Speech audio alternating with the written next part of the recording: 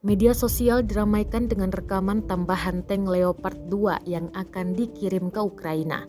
Tank-tank ini diangkut menggunakan pesawat AN-124 Ruslan.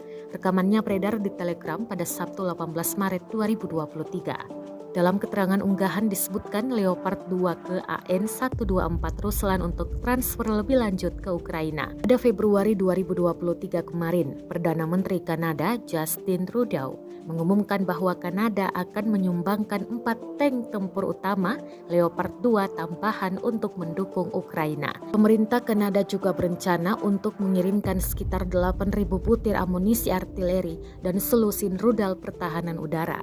Hal ini sebagai upaya membantu memperkuat militer Ukraina dari serangan pasukan Rusia. Sebagaimana diketahui, Kanada bersama Sekutu Barat telah mendukung Ukraina dalam perang melawan Rusia. Tak tanggung-tanggung, banyak bantuan militer digelontorkan kepada Ukraina. Kanada juga akan memberikan pelatihan kepada pasukan Ukraina, termasuk pelatihan pengoperasian tank Leopard 2 yang dipasok Denmark, Jerman, dan Belanda.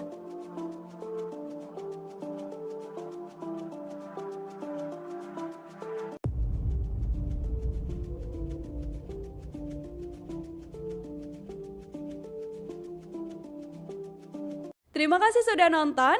Jangan lupa like, subscribe, dan share ya.